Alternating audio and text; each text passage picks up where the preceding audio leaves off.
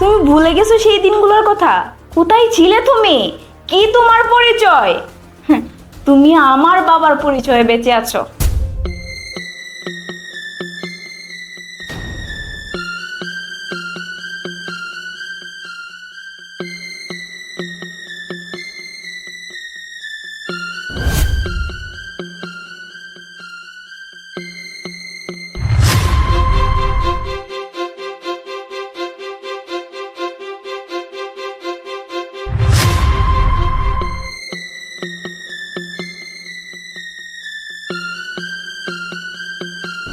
তোমাকে সে কখন আসতে বলছে আর তুমি এখন আসছো?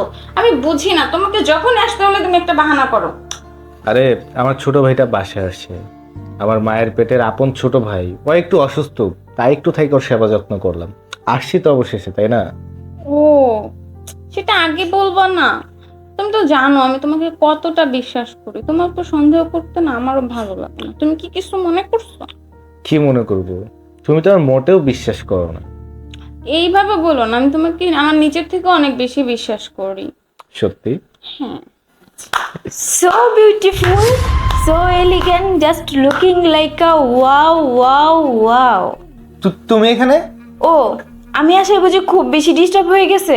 তাহলে এক কাজ করতে, আমার খাবারের সাথে ঘুমের ওষুধ মিশিয়ে দিতে, তাহলে তোমার এই কোকর মামার দেখা লাগতো না, আর তুমিও আমার কাছে ধরা খেতে না।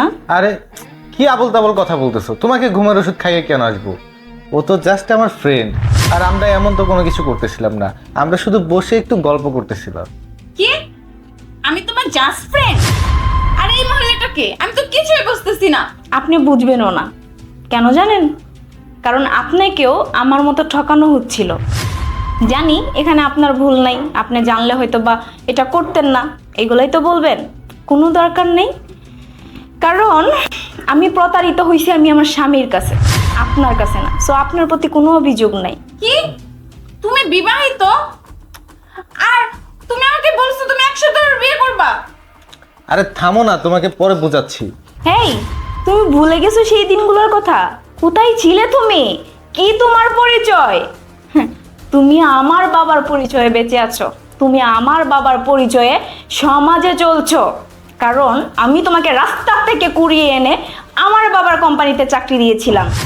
আজ অনেক টাকার মালিক হয়েছো, টাকা দিয়ে মেয়েদের সাথে ফুর্তি করছো, কিন্তু সেই দিনগুলোর কথা তোমার একটুও মনে পড়ে না। আরে আমার বাবা না হয় তার কোম্পানিতে চাকরি দিছে, কিন্তু আমি তো তোমাকে আমার মনে ঠাই দিছিলাম। আমি তো আমার বাবার বিলাসিতা রেখে তোমার হাত ধরছিলাম। তুমি আমার সাথে এমনটা করবে আমি না স্বপ্নেও ভাবি নাই। ছি, আজ নিজের প্রতি ঘৃণা হচ্ছে।